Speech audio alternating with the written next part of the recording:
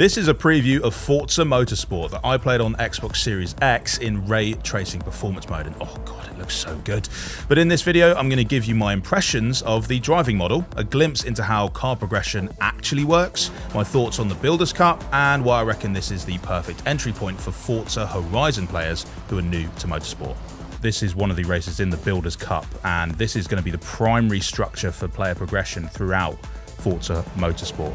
But first, let's cover a few of the graphic settings. Now, the footage you're going to be seeing is all in performance ray tracing, which is full ray tracing on track at 60 FPS with a dynamic resolution. But you do have two other options, one which prioritizes visuals at 4K 30 and full ray tracing, and one that just prioritizes performance, maxing out the frame rate, but without any ray tracing. They all look great, but definitely my favorite was the performance ray tracing mode.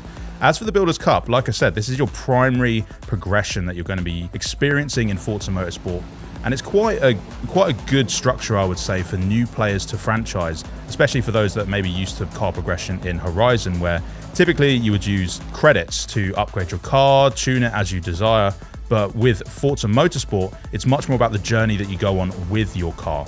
So they like to say built, not bought, and this is really true of the Builders Cup, because you would start off with a car like I did here. As you're progressing through the Builders Cup, you will be earning car points, which you can then use to purchase specific upgrades. But not only that, throughout races and throughout practice races, you'll be leveling up the car, which is a really crucial part of car progression. You can't just whack on whatever exhaust or different transmission you like straight away. You do actually have to grow and progress with the car by performing well in races, performing well in different segments of races, and all of this is reflected up in the top right, where you can actually see your current car level, segment scores, as well as other details about the race you're doing, like the laps. Now, as for the driving itself, this is all really well tuned. I could feel the weight of the car. I could feel in between races when I was making adjustments. There were real tangible differences between races whenever I would upgrade the car and fit in a new part.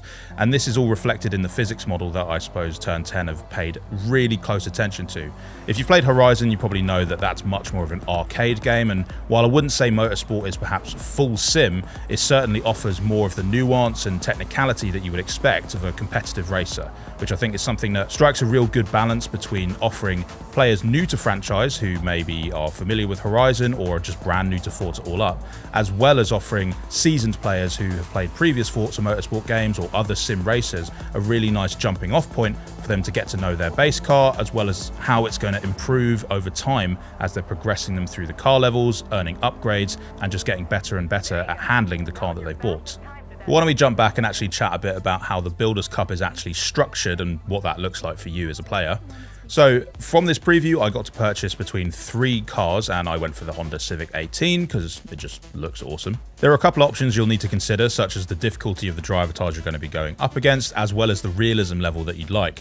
I played this on the maximum realism, as well as I would say medium difficulty of drivatar, and it felt quite rewarding because I wasn't just zooming off and beating all the drivatars around me, because I did have to consider certain things about the car, such as tire wear, damage levels, as well as the actual weight of any fuel that I was carrying with me. And all of this was really well translated throughout the practice laps, which is something you'll do ahead of the actual race. And it's a really important part of the Builders Cup, because that gives you your base understanding of how well is your car going to perform on this next track, what are the segments that you're definitely going to need to pay attention to and improve on, and all of this feedback's being given back to you in real time as you're driving around on the practice lap. But they also set you a target lap time that you'll want to consider based on the drivatar difficulty that you've chosen at the start of the cup. And it's important to try and hit that because, well, if you don't, you're probably going to get absolutely smoked on the race. The full race works quite similarly to a series in Forza Horizon, in that you will earn points based on the position that you finish, and those will be calculated by the end of it to figure out who the overall champion is. In this particular Builders Cup, we had 3 races that we competed across, so there was a practice lap for each of those, as well as being able to choose where we'd like to start on the grid. Now, choosing where you start on the grid gives you an estimated finishing spot, which is something you should be able to hit based on the difficulty that you chose for the drivatars as well as the realism level, but it also offers you bonuses based on how far back you're going to start. So for seasoned drivers, you may want to start further back in the grids. I think the best that I managed to do was starting around 17th, and I did manage to win a race when I was driving in the Mustang, which obviously netted me huge rewards in terms of coins that I could use to purchase other cars, as well as much more progression on the car that I was currently driving. Of course, we didn't get a full look at every single track that will be in the game, and there's supposedly 20 that are going to be available at launch. But on Grand Oak, I did get to see it at different times of day because the practice race was at a different time than the full race. Cars are reacting with the light around them because of the ray tracing, but also based on the damage that they're receiving. And there's a couple of times I got into a few scrapes and it looked really believable. There were sparks flying, there was paint literally chipped off both cars. It really translates the impact that two cars can have against each other when they collide. And although I didn't get into any catastrophic crashes, I could tell that if I were to absolutely ding the car, it probably would impact the performance in a really negative way. So clean racing is definitely the way to go in motorsport. But like I said, this is just a small snapshot of what Forza Motorsport is going to offer on October 10th when it does fully release and hit Game Pass day one. We're going to have loads more content in the run-up to that day, so make sure to like and subscribe so that we know that you want to see more Forza Motorsport content when it comes. As for what you saw today, why don't you let us know in the comments what your thoughts are on Forza Motorsport, and we'll see you in the next one. Bye!